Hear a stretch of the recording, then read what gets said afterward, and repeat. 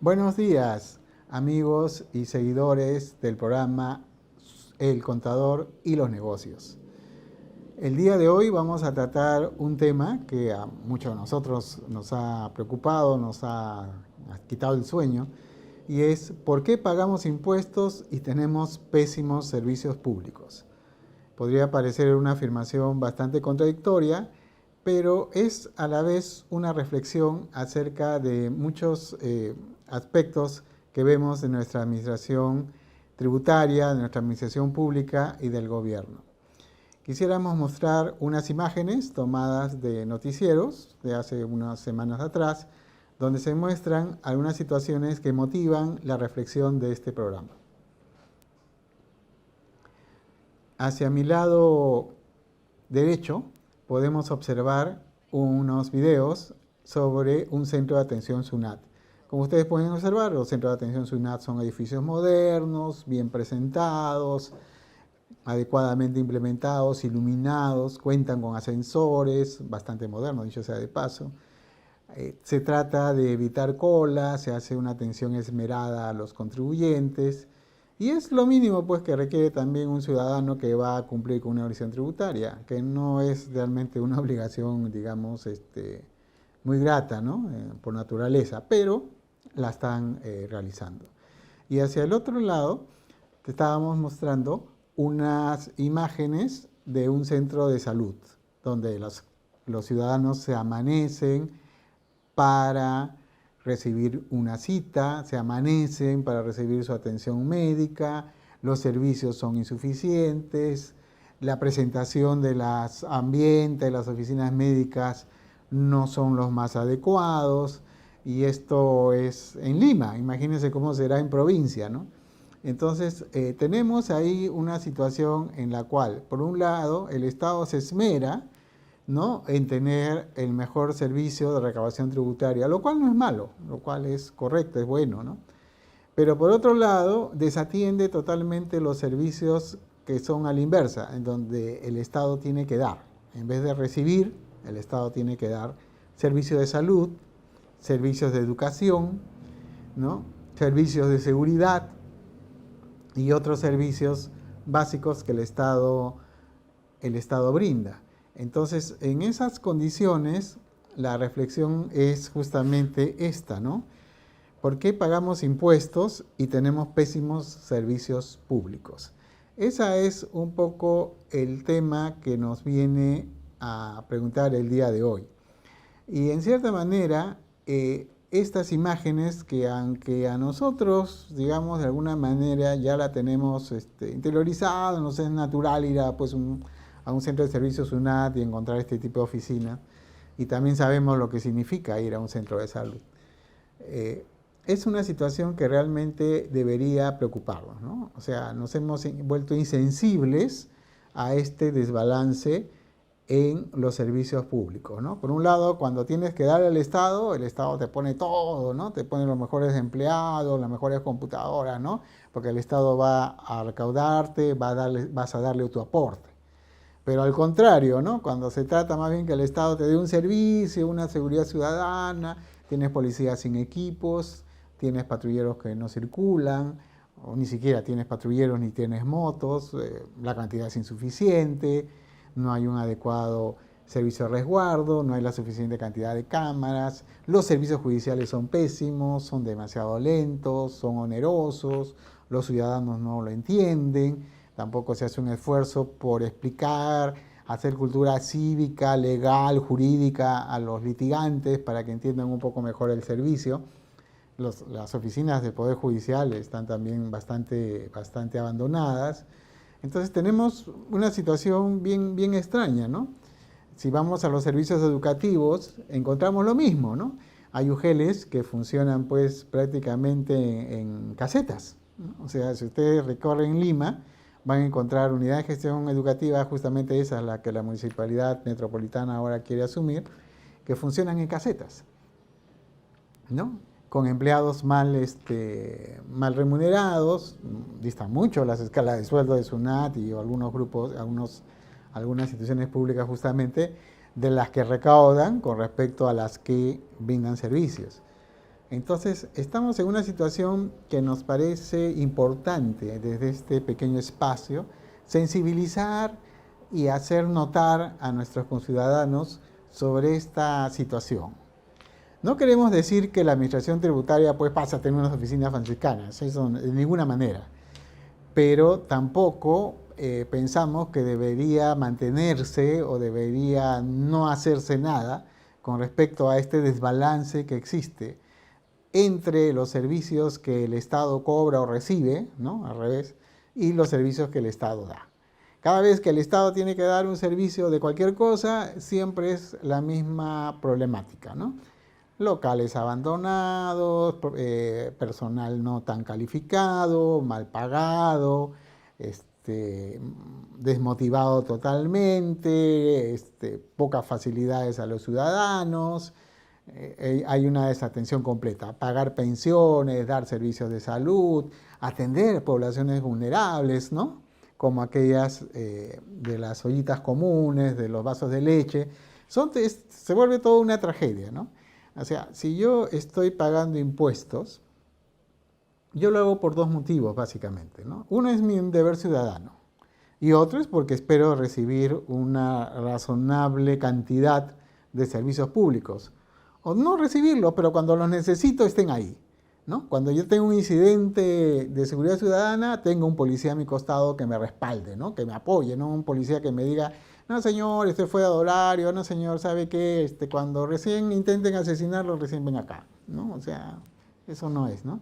O que no tenga, pues, jueces y fiscales indolentes, ¿no? Que digan, ah, señor, su audiencia será dentro de 2 años, ¿no? Porque mi calendario, pues, ya está muy lleno de audiencias y no puedo atenderlo. Oiga, señor, ¿y qué hago con un reclamo? Con beneficios sociales, con mi reclamo por alquileres, por mi recuperación de mi propiedad. No, señor, lamentablemente, pues, el calendario judicial es así y tiene que esperarnos porque tenemos carga procesal. Y a veces ni siquiera te lo explican. O sea, si siquiera recibir una explicación de ese estilo sería bastante condescendiente, digamos, con el ciudadano por parte de funcionarios judiciales. Ni siquiera lo explican, ¿no? Simplemente te lo lanzan y dicen, señor, lo siento, estoy ocupado y muchas veces te ponen la puerta en la cara. Entonces, estamos en esta situación de desbalance, ¿no? Profesores, servicios de educación, cuando uno quiere acceder, como les comentaba, también empiezan condiciones. Y si yo soy un contribuyente, yo por espíritu y solidaridad también, yo pago para que las poblaciones vulnerables tengan un mínimo de protección, ¿no? Yo soy un contribuyente responsable, tengo capacidad contributiva, pago mis impuestos, y dentro de ese paquete de servicios públicos también está el deber y la obligación del Estado de apoyar, atender y socorrer poblaciones vulnerables. Y sin embargo tampoco lo hacen. O sea, tampoco se ve eso. Tampoco se ve un Estado decidido, con políticas sociales claras que atiendan y apoyen a poblaciones vulnerables con la plata, con el dinero que aportan los contribuyentes responsables. No se ve. Entonces, ¿qué cosas hacen muchas poblaciones que a veces están concentradas en ciertas zonas de riesgo? Acuden, tocan la puerta a las empresas para que bajo responsabilidad social hagan lo que el Estado no hace. Un empresario coreano, una vez cuando fui por encargo de una municipalidad a solicitar donaciones, un apoyo, me dijo que no, que ellos no iban a dar ningún tipo de apoyo, ningún tipo de solidaridad, porque ellos pagaban impuestos, y pagaban bien, dicho sea de paso, y que eso era obligación del Estado, que ellos no tenían por qué hacer lo que el Estado no hacía, que no era su obligación, que ellos ya habían cumplido. Bueno, eso también parte de la cultura, digamos, de ese país, ¿no? Porque yo sé que en ese país también hacen responsabilidad social, pero lo hacen dentro de su propio país, no lo hacen en el extranjero. Bueno, ya, bueno, cada uno tiene su política, ¿no? Otras empresas de otras nacionalidades son más condescendientes, pero no dejaba de tener razón. En realidad me impactó bastante esta apreciación que hizo este empresario, ¿no? De que representaba, pues, una empresa transnacional, una gran compañía. Y tiene razón. O sea, las empresas no son el Papá Noel para las poblaciones vulnerables, ¿no? O sea, no son las dadivosas, ¿no? Las filántropas eternas a las cuales uno puede tocar la puerta y por obligación casi moral, por decirlo así, tienen pues que dar apoyo, los panetones o los regalos de fin de Navidad o lo que sea necesario para que el hospital que está a cargo del Estado por lo menos funcione un poco. Entonces, y en todo esto, le quieren, y en toda esta, digamos, esta problemática, encima le agregamos la corrupción. O sea, yo pago impuestos para que también una partecita de ello, casi una alícuota, ¿no?, que ya la Contraloría incluso hasta lo ha valorizado y lo ha estimado, se vaya a temas de corrupción. Entonces, vamos a desarrollar qué alternativas y qué soluciones se han hecho sobre esta problemática a nivel mundial en el próximo segmento. Y regresamos, amigos, con el programa en unos minutos.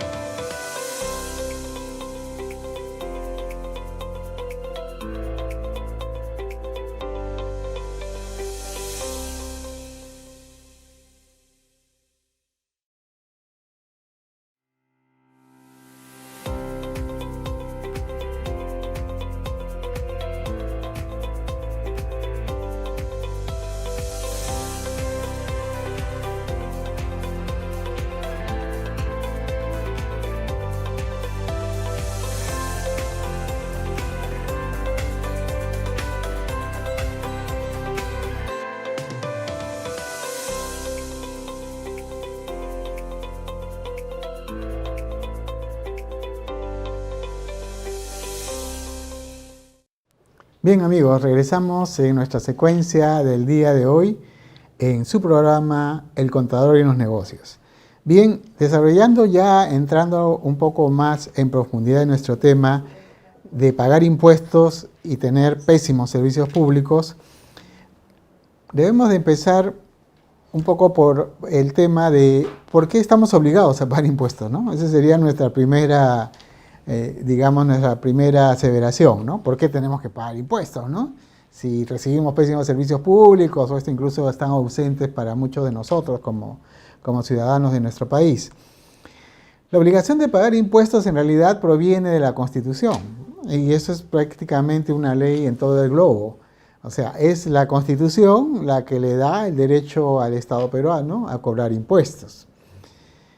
Y esto siempre ha sido, digamos, tratado así, porque, digamos, en un origen, ¿no?, los reyes, ¿no?, tenían pues una potestad absoluta sobre decidir e imponer lo que desearan a sus súbditos.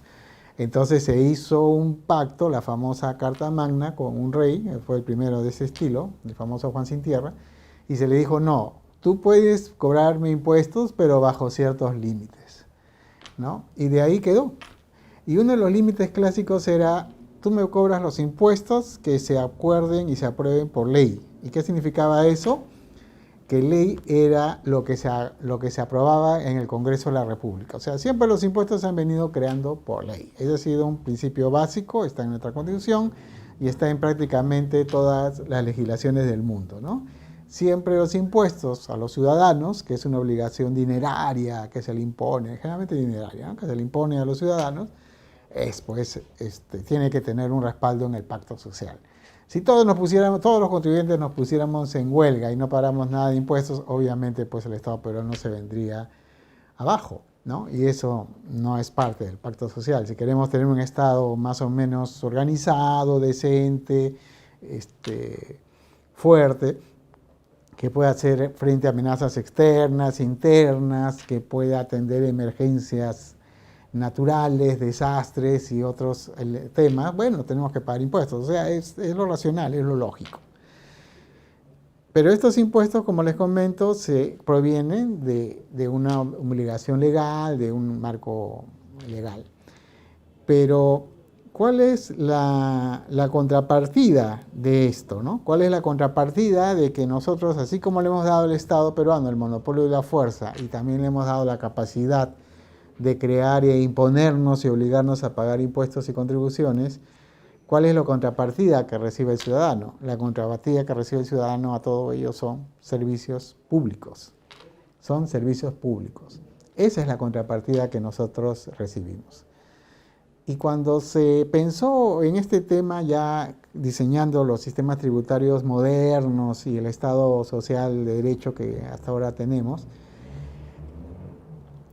la tributación se originó también con una gran preocupación, y eso creo que nos hemos olvidado en nuestro país, con una gran preocupación por el tema de la redistribución y de la evolución de la riqueza, ¿no? En 1927, en Estados Unidos, hacia esa década, había una crisis económica muy fuerte. Estados Unidos no era el país que conocemos ahora, era un país en quiebra, en bancarrota, con grandes campamentos de gente pobre, de desocupados, había mucha asistencia social privada y pública para que la gente no se muera de hambre, un país muy complicado. Entonces, en esa época los pensadores, los economistas de Estados Unidos y de otros países de Europa también, se pusieron a pensar cuál era el mejor sistema, el mejor diseño para tener un estado de bienestar. Es decir, un estado que pudiera cobrar impuestos sin destruir la economía de mercado o sin alterar el comportamiento de los agentes económicos, y a la vez fuera lo suficientemente, digamos, organizado para poder redistribuir esta riqueza, este dinero recaudado en forma de impuestos como servicios públicos a los ciudadanos. ¿Y por qué como servicios públicos? Y pensiones. En realidad ellos hablaban de servicios públicos y pensiones. Fíjense el concepto que ellos tenían. O sea, estos pensadores, estos economistas como Ramsey, Stiglitz y otros que vinieron después, que crearon la imposición moderna, la que hasta ahora nos inspira y la que hasta ahora aplicamos, ellos decían que la función del Estado era cobrar impuestos y devolvérselos como servicios públicos a los ciudadanos. O sea, ellos unían las dos cosas, la recaudación y el gasto, y la inversión pública y la inversión social. Ellos decían que el gasto debía hacerse en servicios públicos y en pensiones. Pensiones y subsidios. Pensiones y subsidios eran para los más vulnerables, y servicios públicos eran para toda la sociedad en general, para que ésta se pudiera desarrollar. ¿Y por qué servicios públicos? Porque ellos decían, si nosotros como servicios públicos le damos buenas carreteras a nuestro país, a nuestros ciudadanos, le damos buenas carreteras, le damos buena seguridad ciudadana para que no tengan que estar pagando un impuesto negro a los chantajistas, a los extorsionadores, o que los negocios sean tan riesgosos que la gente se constriña a crear emprendimientos porque vive temerosa de los asaltos y de este tipo de delincuencia. Y además les damos buenos servicios de registros jurídicos, buen registro de propiedad, buen registro de contratos, buenos registros y licencias para ejercer negocios, las supervisamos bien y todo lo demás. Lo que estamos haciendo es bajar el costo de las transacciones. Ellos decían bajar el costo de las transacciones, o sea, hacer empresa, crear riqueza y crear comercio y más actividades fuera más barato y más sencillo de hacer. Entonces decía, eso automáticamente va a crear un mayor movimiento económico y obviamente esto se va a reflejar en una mejor y mayor recaudación. Y además estamos cumpliendo, pues obviamente, con nuestra finalidad social a través de pensiones, subsidios y lo demás. Ese fue el esquema de la tributación. Entonces, el esquema de tributación no era paga impuestos, paga impuestos, paga impuestos, dame el dinero, mételo a la SUNAT, mételo al Tesoro Público, al Banco de la Nación y se acabó. Ya tu contribuyente, olvídate. No, estaba relacionado a las dos cosas.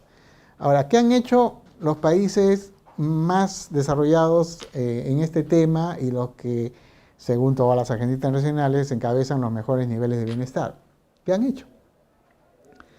Así como en el Perú tenemos una SUNAT del primer mundo, ¿no? Tenemos una administración tributaria del primer mundo. Si ustedes observan, la SUNAT es tan eficiente, de alguna forma, tan organizada como una administración tributaria del primer mundo. ¿Por qué no tenemos una especie de SUNAT, una agencia pública, que convierta esa recaudación en gasto de infraestructura, en infraestructura pública, en gasto social, que sea técnico, adecuado, bien manejado, bien gestionado? Ustedes dirán, ¿y por qué no hicimos eso? Nos dedicamos a crear una super administración tributaria pero no hemos creado al revés, lo contrario. Muchos de nuestras reservas internacionales se deben a eso, o sea, a que tenemos un presupuesto de 100 y gastamos 60, gastamos 65, gastamos 69 en el mejor de los casos. Entonces, ¿qué pasa con la diferencia? Claro, no se gasta, se va quedando pues en activos en el Banco Central y se va acumulando. Entonces, si todos los años tenemos 100 de presupuesto y tenemos solamente de gasto 69, del cual todavía réstale la corrupción y otras cosas más, y la ineficiencia, tenemos una inversión, un efecto de inversión pública y gasto social prácticamente nulo o totalmente insuficiente, y el efecto está en los videos, esas colas en salud, esos colegios que se caen a pedazos, esos niños de muy baja calidad educativa, esas universidades de baja calidad educativa, esta pésima seguridad ciudadana que tenemos. Solamente comparen al policía peruano con el policía chileno en la frontera y se dan cuenta la diferencia de inversión en equipo, en presentación y en entrenamiento que existe entre estas dos policías. Y es un país que lo tenemos aquí nomás al costadito, ¿no? Si yo veo a su policía así, yo digo, uy, ¿cómo será su ejército, no? Entonces, es de preocuparse. Entonces, ese es el tema. O sea, nosotros nos hemos encerrado en nuestra burbuja y no levantamos la cabeza y vemos lo que ha sido los casos de éxito en el mundo. Y en el mundo lo que ha funcionado ha sido crear una agencia de fomento, que recién algunos políticos ahora lo han mencionado, una agencia de fomento que haga el gasto público y las compras de Estado en forma técnica, totalmente técnica, de acuerdo a indicadores, de acuerdo a procedimientos técnicos, dirigido por técnicos, no por políticos. Yo diría que a raíz de la experiencia del BCR, también habría que darle a esta agencia una autonomía institucional, ahí sí valdría la pena modificar la Constitución para ello, crear esta agencia de obra, de infraestructura o de fomento y gasto social con autonomía y protección constitucional, para que los políticos no le metan la mano y hagan tontería y media, y tomar las mejores prácticas de compras en el mundo sin corrupción, que son dos gobiernos directamente, se lo puedo mencionar, Dinamarca y Finlandia, así nomás. Ahí tenemos unos modelos a estudiar, a imitar y eventualmente a superar, o igualar y superar. Entonces, ese es un poco el problema que tenemos. ¿Por qué el peruano no quiere pagar impuestos? Porque no tiene servicios públicos para empezar. No, es que pagar impuestos es independiente que si recibo o no recibo servicios públicos. Algunos colegas me han dicho eso, cultura tributaria. Pero ¿cómo le vas a exigir cultura tributaria a un Estado que da tan pésimos servicios públicos y que se deslegitima de esa manera ante el contribuyente? Bien, esa es la reflexión que queríamos comentarles y las soluciones y los ejemplos que en el mundo han funcionado. Bien, gracias amigo, y seguimos en la siguiente secuencia de su programa El Contador y los Negocios por VHTV, nuestro canal.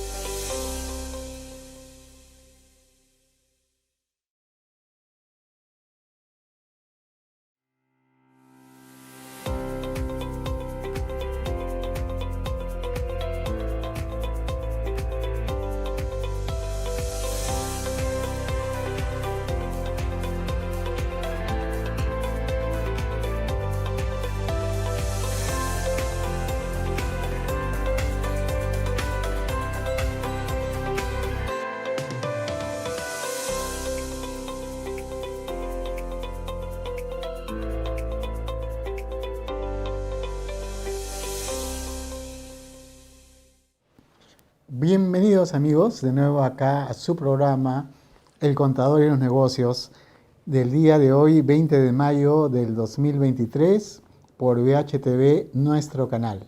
Estamos aquí pues comentando este tema de por qué pagar impuestos si tenemos pésimos servicios públicos. Bueno, como ya habíamos señalado, esto es un tema que en el mundo se solucionó o se mejoró creando estas agencias técnicas de fomento de gasto público y social, ¿no? Esa ha sido la solución. Creo que deberíamos estudiar esta situación y hacer las adecuaciones del caso. Retomando y tratando y finalizando, poniéndole un colofón a lo que habíamos estado comentando la semana pasada en nuestro programa anterior, vamos a terminar de revisar cómo se responde un requerimiento de SUNAT sobre operaciones no reales. Las operaciones no reales es cuando la SUNAT te envía un requerimiento y te dice, señor, sospecho que todas estas facturas no son reales. Susténteme, por favor, o dígame, ¿no?, cuáles son los documentos que acreditan que la operación sea real. Y esto, bueno, es un criterio un poco a veces subjetivo por parte de la Administración Tributaria, se ha ido desarrollando en forma de jurisprudencia en el Tribunal Fiscal, y vamos un poco a revisar y comentar cómo se atiende una respuesta de esto. El documento, por favor. Primero hay que atender, y eso es lo que se indica en la letra chiquita y no se observa muy bien, la copia de todas las facturas que la SUNAT observa, ¿no? Y esta copia de las facturas que la SUNAT observa se resume en ese cuadro que está ahí. Hemos borrado la información sensible. ¿Qué es lo que se hace? Lo que se hace es, se pone hacia el lado izquierdo todas las facturas que ha observado la SUNAT, hay que tiparla en Excel, hay que gastar en su digitador, y hacia el lado derecho lo que se trata de hacer es empatar, decir, mira, esta factura la he pagado con esta transferencia bancaria, la he pagado con este depósito bancario. Lo que pide la SUNAT es que se acredite, en la ideal, ¿no?, es que se acredite que estas facturas que están al lado izquierdo de la célula, de este cuadro, se hayan pagado con una transferencia bancaria directamente de la cuenta del contribuyente a la cuenta bancaria del proveedor. O sea, esa es para la SUNAT la prueba máxima de pago, o sea, que lo haya pagado directamente de transferencia bancaria del cliente al proveedor. Ese es el ideal. Pero eso en la práctica muy rara vez sucede, sobre todo en las MIPES, ¿no? ¿Y por qué no sucede en las MIPES? Porque las MIPES mayormente hacen sus transacciones al contado. Esa es la realidad, hacen una transacción al contado. Entonces decirle, demuéstrame que salió el dinero de tu cuenta bancaria a la otra cuenta bancaria es prácticamente imposible. ¿Qué es lo que hace una MIPE? La MIPE lo que hace es decir, oye, necesito el cargamento de tubos de acero. Ah, ya, pues deposítame en la cuenta. Te giro un cheque. No, porque si giras un cheque, lo mandas a depositar, va a pasar 2 días, 3 días y voy a tener que esperar a que la operación se concrete en el banco y recién vas a poder recoger tus tubos. ¿Y tú cuándo quieres tus tubos? Para ayer. Necesito los tubos ahorita. Ah, ya. Entonces, ¿cómo hago? Ya, pues deposítame en la cuenta y vienes con el voucher. Yo lo miro por internet para evitar las estafas, ¿no? Veo que está en orden y te llevas tu camión con los tubos. Ya. Entonces sale. Pues entonces no vas a tener pues una transferencia bancaria de cuenta a cuenta. Y a veces lo que hacen las pymes es no retiran para una sola factura en el día, retiran para varias. Entonces lo que tienen es un retiro y están depositando en varias cuentas y a veces les queda pues un saldo para el día siguiente y así sucesivamente. Entonces estamos hablando en realidad de una caja grande donde las pymes retiran y van depositando inmediatamente. ¿Por qué? Porque en la práctica son operaciones al contado. Entonces ni siquiera tratan de esperar la transferencia bancaria. Lo hacen directamente depositando en la cuenta bancaria de su proveedor para poder retirar inmediatamente la mercadería. Vamos a la siguiente. Entonces, aquí lo que hacemos es presentamos cuadro por cuadro, por ejemplo, cómo son las facturas que uno reporta. O sea, ¿han visto la lista? Ya, por cada lista, por cada línea de ellas, se le explica a la SUNAT esto, ¿no? Ahí tienen la factura, señor. Esa es la factura del proveedor, calza con el dato que ustedes me han puesto, o sea, esta es la factura que la SUNAT observa, y ahí está pegado en ese recuadro que se ve en gris, ese es el depósito bancario. Oiga, señor, pero yo no quería eso, lo que yo quería era la transferencia, quiero ver que salga de tu cuenta bancaria y que ingrese a la cuenta bancaria del otro señor. No, pues es que yo trabajo así, yo trabajo al contado, en realidad esta es una operación al contado, nosotros retiramos el dinero a nuestras cuentas bancarias y los depositamos. Y a veces hasta el socio de la empresa presta un poco, bueno, pues parte de la dinámica empresarial, ¿no?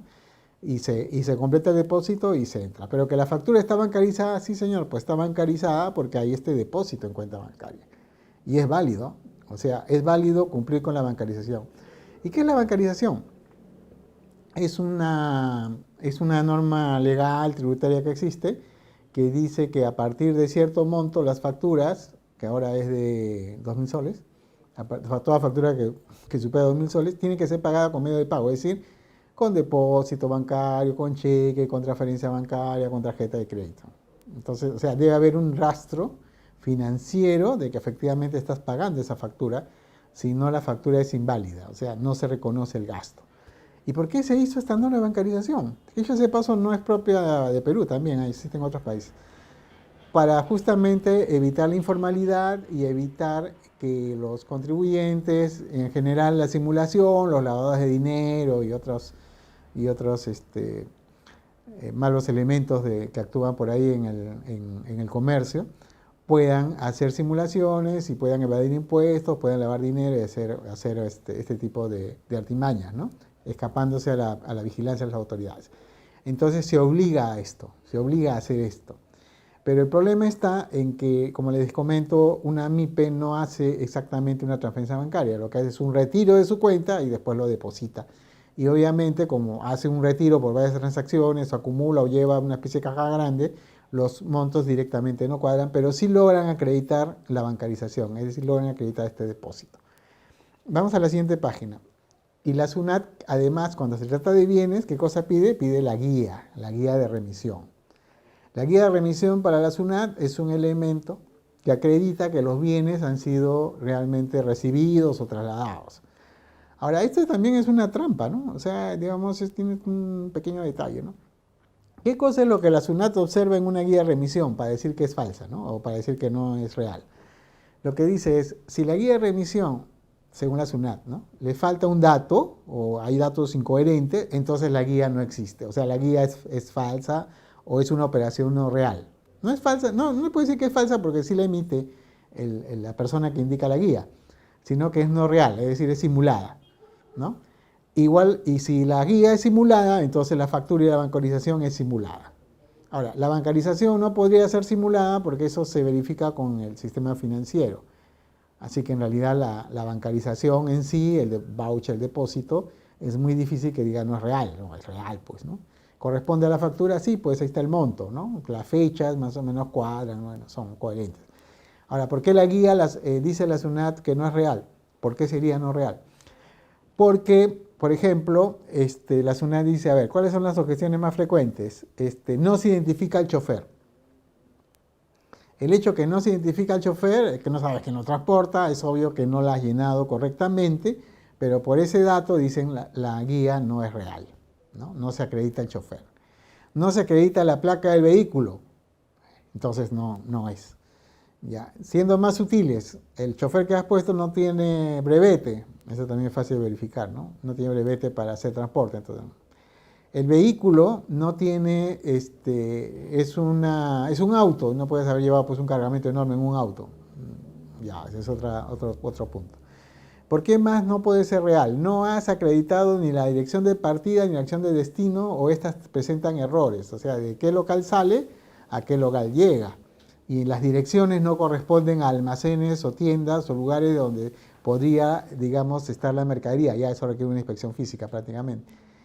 Esas son las principales objeciones de SUNAT. Entonces, cuando llenen guías, tienen que tener bien preciso todos estos datos y tener en cuenta en qué cositas la SUNAT podría observarlas. Y en realidad les sugiero que esto trabajen muy de la mano con sus contadores y que sus contadores a su vez hagan un estudio, hagan una casuística de este asunto para que sus dependientes de tienda y los encargados de la guía pues no cometan errores que después invaliden toda la operación. Siguiente, por favor. Bueno, este es otros casos, vamos en lo mismo. Siguiente. Ya, vamos avanzando, por favor, unas dos más. Vamos hasta la página 8. Ya, este es otro requerimiento que hace, es una licencia de funcionamiento, ¿no?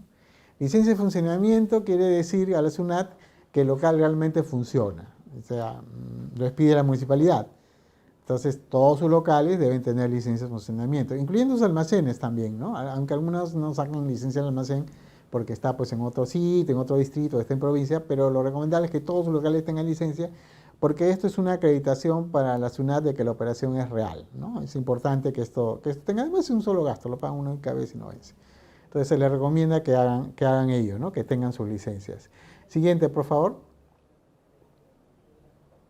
Aquí los anexos se presentan así con carátula y todo para que el auditor de SUNAT no lo tenga claro. Aquí no se distingue muy bien este cuadrito, el de la página 10, pero en la página 10 de estos anexos a una respuesta que se hace a SUNAT, se indica el directorio de proveedores, se indica el proveedor, justo las facturas observadas, ¿no? El proveedor, su RUC, su dirección, la persona de contacto, el gerente, o la persona encargada de las ventas con la cual tú negocias, su teléfono, su DNI, su correo electrónico. ¿Por qué es importante que la SUNAT sepa esto? Porque eso le da credibilidad a la operación. Señor, yo compro a Tailoy, al vendedor tal, que tiene tal teléfono, que está en tal tienda, etc. Ah, ya. Entonces es así, pues no es una factura, pues lo llaman, ¿no? Llaman, oye señor, ¿usted conoce a fulano de tal que le ha vendido? Ah, sí, sí, claro. Entonces ya eso le acredita la realidad de la factura. Entonces, esas son básicamente las operaciones y vamos a la página 12, por favor. Esas básicamente son los tips, los consejos para poder acreditar este tipo de operaciones. Y finalmente la SUNAT pide pues que se adjunte los comprobantes, los estados bancarios y se adjunte la cuenta del Banco de la Nación de Detracciones para que ellos puedan verificar si hubo transferencia o no. Pero en este caso no va a encontrar ninguna transferencia porque, como ya les expliqué, retiran, acumulan y pagan. Pero lo que sí puede hacer la SUNAT con este estado bancario es hacer una prueba global, es decir, esta cuenta con estos movimientos soportan todas las facturas que dice que ha pagado, sí o no. Si dice sí, ya está. Bien, hasta aquí y vamos al siguiente, hacemos un pequeño corte y vamos a las conclusiones y la parte final del programa.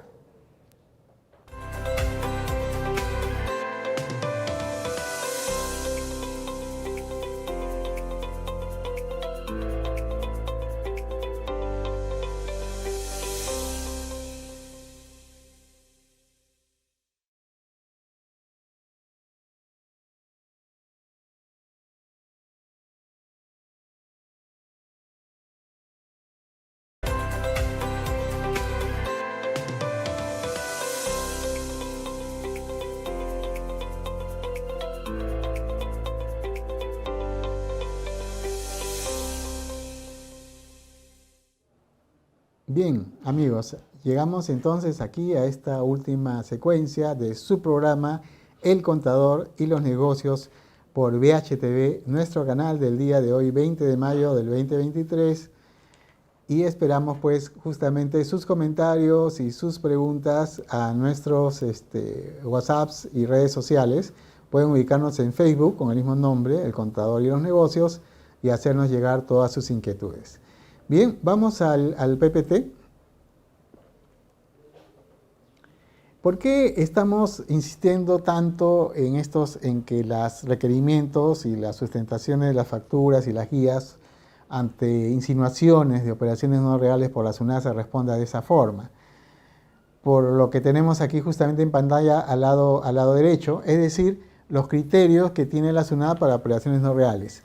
Y es textual. Fíjense lo que dice la SUNAT en un caso de esto. Dice, el contribuyente señaló que la persona que había pactado en representación de la empresa las operaciones de compra fue la encargada del área. Sin embargo, no proporcionó información tales como nombres y apellidos de la persona a quien hace referencia. Es decir, no le identificó. Dijo, yo tengo mi encargado de compras, pero no dijo es fulano de tal, con DNI tal, con teléfono tal, con correo tal. Ya, eso para la SUNAT significa que no es real. O sea, ya ese es un criterio de falta de realidad. La siguiente, por favor. Otro de los criterios, y este es un poco de repente el más elástico de todos los criterios que utiliza la SUNAT para decir que tu operación no vale, tu compra no vale. El contribuyente no proporciona documentación que acredite quién o quiénes eran las personas que cumplían la función de logística. Uno podría decir, oye, pero eso puede ser una pyme, pues no tengo empleados, pues los gerente general. Sí, pues, pero tienes que ponerlo, pues señor, ponga su nombre, su DNI, etcétera, como lo hemos señalado justamente en sesiones anteriores. En consecuencia, no acreditó al personal y como no lo identificó, la operación pues no reviste realidad. Siguiente, por favor. Fíjense lo que, este criterio es bien interesante. Fíjense lo que indica acá, ¿no?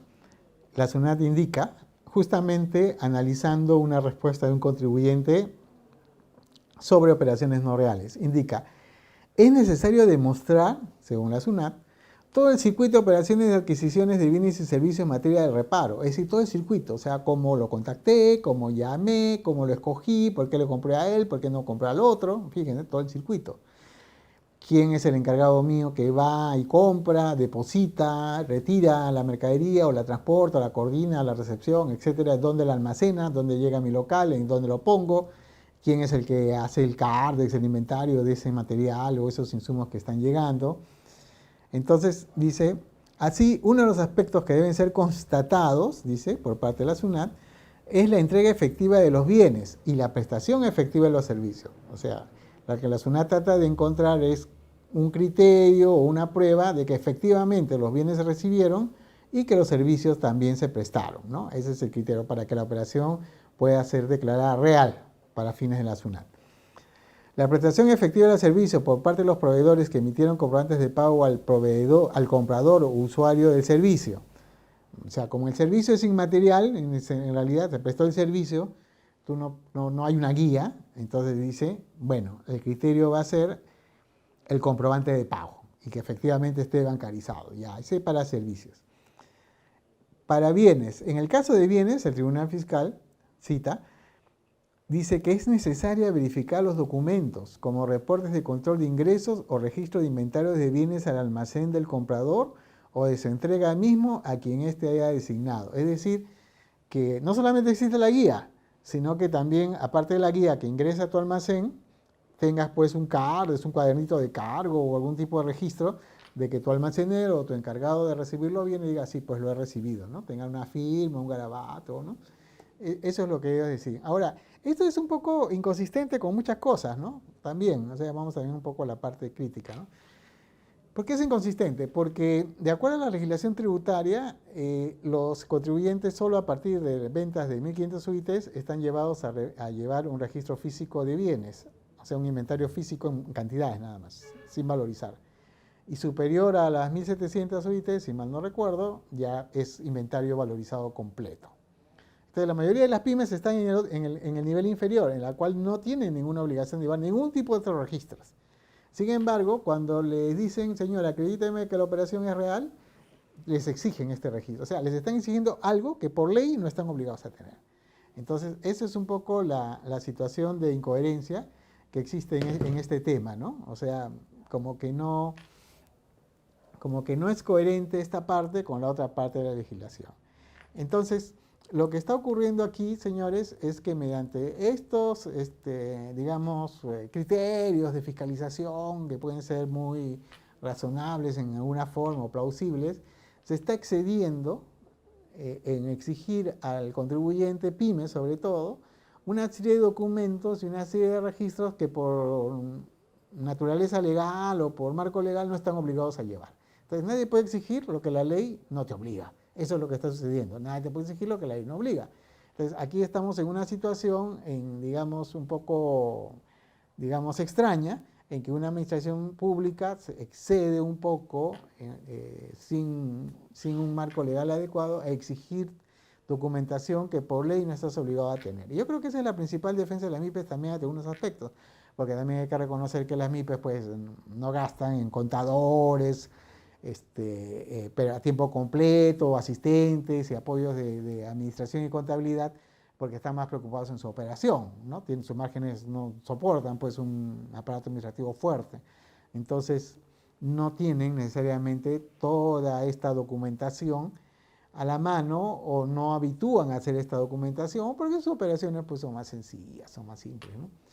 Entonces, estamos aquí ante un dilema. Nosotros les hemos explicado en el programa la mejor forma de atender el problema, según nuestro criterio, y hasta el momento hemos tenido cierto éxito en ello, ¿no? Pero, como les digo, está todavía un poco en la nebulosa estos otros criterios acerca de cuál es la documentación mínima necesaria que realmente tiene que tener un contribuyente, y si esta exigencia tiene o no una base legal adecuada, ¿no? Tiene o no una base legal adecuada. Esa es la dificultad. Y esto empata con nuestras reflexiones del inicio del programa. ¿Qué es lo que está pasando? El empresario MIPE está preocupado en su emprendimiento, en hacer negocio, en que su pequeño taller crezca, ¿no? En su comercio, en sus actividades. Tiene problemas de falta de servicios públicos adecuados. Hay pymes que han cerrado porque han sido asaltadas 2 o 3 veces. Hay pymes que han cerrado por los extorsionadores. Ustedes lo observan que ahora inclusive secuestran a pequeños y medianos empresarios, los están secuestrando. Entonces se enfrentan a un riesgo de seguridad ciudadana alto. Se enfrentan a riesgos tecnológicos, riesgos de competencia, ¿no? Viene pues una cadena de supermercados y abre pues bazares y bodeguitas y ya los bodegueros en algunos sitios la están pensando, ¿no? O vienen las grandes cadenas de farmacias y con su nivel de precios barren con las farmacias de barrio y poco a poco estas están desapareciendo. Ya prácticamente ya no hay farmacias de barrio, están quedando solamente las grandes cadenas de distribución de farmacéuticos, ¿no? Esos son riesgos ya empresariales, ¿no? Y a ese riesgo le sumas el riesgo tributario, el que venga un día a la SUNAT y diga, ¿sabes qué? Desconozco tus compras. Desconozco tus compras porque no son reales, porque tus guías, lo que hemos explicado en los últimos 2 programas, y finalmente pues tienes una multa e impuesto por pagar por más de 1 millón de soles, entonces el señor cierra. Y si un pyme quisiera estar al día con todo esto y cumplir con todo esto, tiene un gran problema. Tiene una obligación principal que se llama impuesto a la renta, EIGB, que se cumple razonablemente, pero también tiene una serie de obligaciones parafiscales, es decir, una serie de obligaciones escondiditas, como estas, ¿no? En donde un requerimiento de SUNAT, ¿qué significa? Bueno, pues tienes que pagar a alguien que tenga el cuidado, pues, de bancarizar o llevar el control de que todas pues, las transacciones estén bancarizadas, que no se escape nada, hacer que de preferencia las cuentas bancarias cuadren, crucen en el pago y todo lo demás. Tenemos que tener gente que digite en Excel lo que la SUNAT pide, tenemos que seguir criterios, prácticamente acá te están obligando a llevar un registro de CARDES, prácticamente, por esta condición de operación no real. Entonces, esas son las obligaciones parafiscales. Eso es como si fuera un segundo impuesto. O sea, todas las obligaciones formales, cuando la SUNAT te dice, los contabilidad se llevan así, te tienes que parar de cabeza, el contador tiene que ser acróbata o no sé qué más, ¿no? Y tienes que saber Excel, y tienes que tener Windows, y tienes que tener toda una serie de cosas más, porque si no, no cumples conmigo, y si no me entregas la información que yo te pido, entonces te pongo una multa, ¿no? Ya, todo eso son obligaciones parafiscales, y tienen un costo.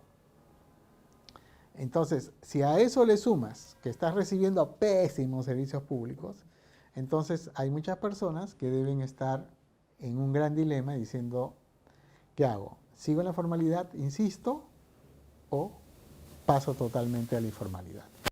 Bien, entonces, hasta aquí llegamos el día de hoy, estimados colegas y amigos, de nuestro programa El Contador y sus Negocios del 20 de mayo del 2023. Espero que les haya sido útil todo lo que hayamos conversado y la información que les hemos transmitido.